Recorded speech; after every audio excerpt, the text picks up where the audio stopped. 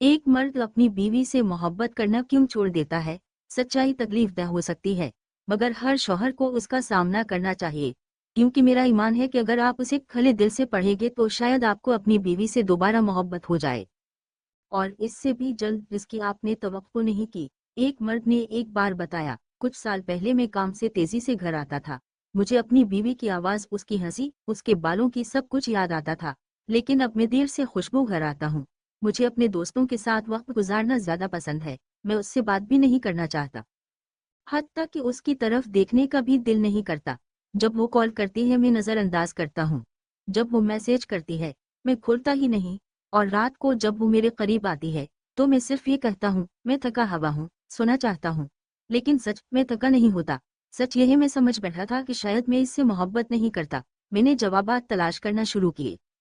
मैंने दूसरे मर्दों से बात की जिन्होंने ऐसा ही महसूस किया।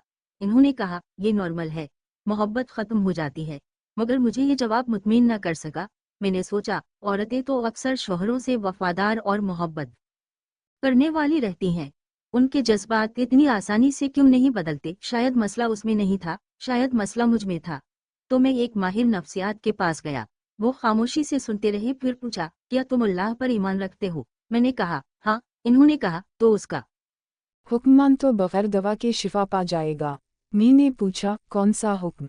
इन्होंने अल्लाह का फरमान सुनाया, मोमिन मर्दों से कहो कि वो अपनी नज़रें नीची रखें और अपनी शर्मगाहों की हिफाजत करें। यही उनके लिए ज़्यादा पाकीज़ा। रात के 12:30 बजे फिर वो बोले, अपनी नज़र नीची है।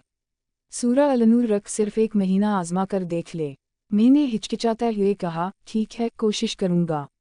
जैसे ही मैं क्लिनिक से निकला एक खूबसूरत औरत मेरे सामने से गुजरी। मेरा दिल मचला, लेकिन मुझे डॉक्टर की बात याद आई। मैंने फौरन नज़र नीची की और आगे बढ़ गया। अगले दिन बहुत मुश्किल थे। आजमाइशें हर जगह थीं। सड़कों पर, स्क्रीनों पर मेरी नज़रें जो कभी पाकीज़ा थीं अब गंदगी की आदी हो चुकी थीं। लेकिन मैंने सब्र किया, अपनी पूरी कोशिश की। 15वें दिन कुछ बदल गया। मेरे दिल को सुकून महसूस हुआ, और मैंने अपनी बीवी को अलग नज़र से देखना शुरू किया। मैं जल्दी घर आया। मैंने उसका नाम पुकारा। वो किचन में मसरूफ़ थी। अचानक मेरा दिल नरम पड़ गया। मैंने उसे वैसे गले लगाया जैसे शादी के पहले दिन लगाया था, और आहिस्ता से कहा, मैं तुमसे मोहब्बत करता हूँ। मैं बोला नहीं था, बस गुम हो गया था। मैं दोबारा डॉक्टर के पास गया और उसका शुक्रिया अदा किया। वो मुस्कुराई और कहा, महीना अभी ख़त्म नहीं हुआ।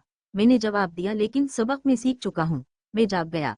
मैंने उससे दोबारा मोहब्बत कर ली है, ऐसे जैसे पहली बार हुई हो। फिर मैंने आसमान की तरफ देखा और कहा, तमाम तारीफें और शक्र इस नेमत पर अल्लाह के लिए है। भाइयों, इसमें हमारे लिए सबक है, अक्सर मसला बीवी की कमी नहीं होती, बल्कि मसला तब होता है जब मर्द का दिल अल्लाह की हिदायत से दूर हो जाए। अगर हम अपनी निगाह, दिल और ख्वाहिशों की हिफाजत ना करें तो जो हलाल है उसमें खुशी खत्म हो जाती है, और जो हराम है उसी के पीछे दिल लगने लगता है।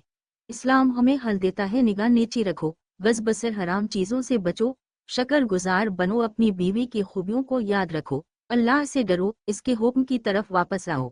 नबी करीम सल्लल्लाहु अलैहि वसल्लम ने फरमाया, दुनिया सारी की सारी फायदे की चीज़ है, मगर दुनिया की सबसे बेहतरीन चीज़ नेक बीवी है।